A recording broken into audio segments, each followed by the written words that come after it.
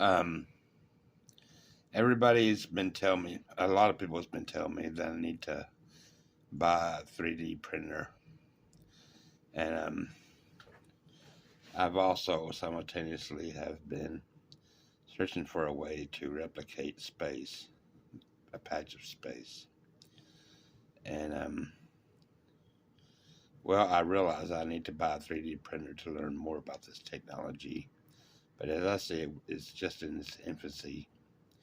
And so this video is called Instantaneous Replication Chamber. And if you look at the bottom of this picture, it says near-instantaneous scanning and replication. Um, I've talked about invisibility and holodecks. That's the geometry right there. This one, this picture right here. That's the geometry for the outside invisibility and interior holodeck. But there's another geometry, and there's another Star Trek device, replicator, that is essential to build a cosmic portal to reproduce a patch of space.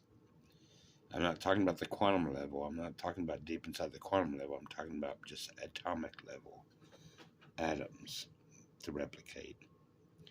I watched a YouTube video about atomic 3D printers, and I feel that I could do better. Spear packing, that's where you pack spheres.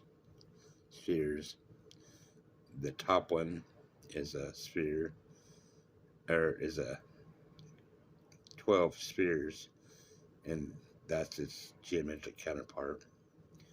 The second one, I think, is, I'm not sure, 12 plus, I'm not really sure, but they grow in size.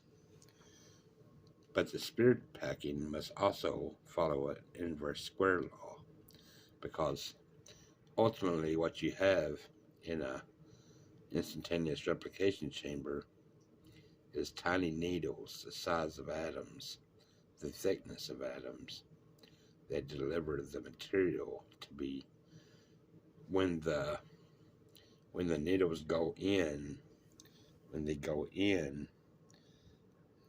they dissolve the space. They eat up the space, and they take all the chemicals or molecules, whatever atoms in. And when they come out, when they reverse out, they're replicating the space. They send all the materials, the same materials, back out, and they're running out, and they're replicating the space. And the replication is required for a cosmic portal. Is required for a cosmic portal. Invisibility and holodeck geometry is not enough. Replication is the one thing that the Star Trek technologies that I've never listed so far too much, if at all. Sphere packing of atomic-sized material delivery needles must follow an inverse square law as it enters the skin and recedes to replicate the entire patch of space inside the replication chamber.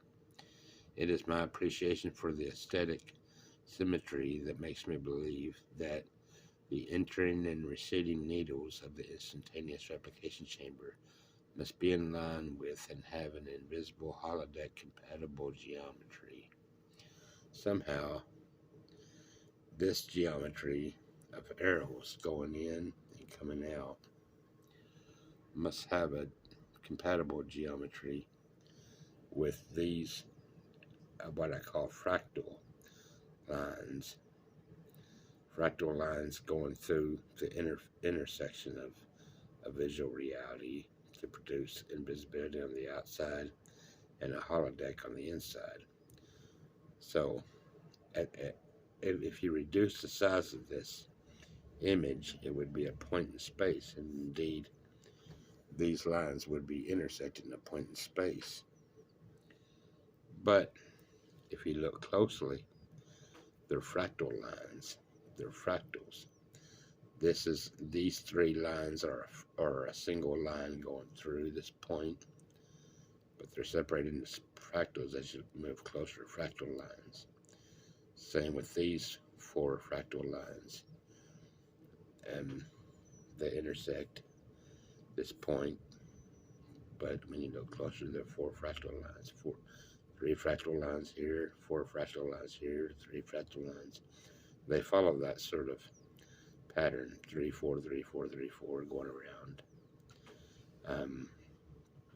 There's a lot to be discovered about this type of geometry, but I believe spear packing must follow the inverse square law for the needles, the atomic size needles, to scan and to replicate with an invisible holodeck compatible geometry. Somehow, intersecting lines must be compatible with fractal lines of the visual component, the material component, and the visual component. So you can take a long last look at this again. And this is the third. You have invisibility for the Klingon cloaking device. You have a holodeck for the Star Trek Next Generation, and also the replication for Star Trek Next Generation. These are the 3 components that I believe are required to build a cosmic portal. And it goes off into philosophy of whether these replicated patches of space are real in some distant galaxy or in the many worlds interpretation of quantum mechanics, or if they're just plain virtual realities, which I don't believe they are. So this is it. Thanks a lot.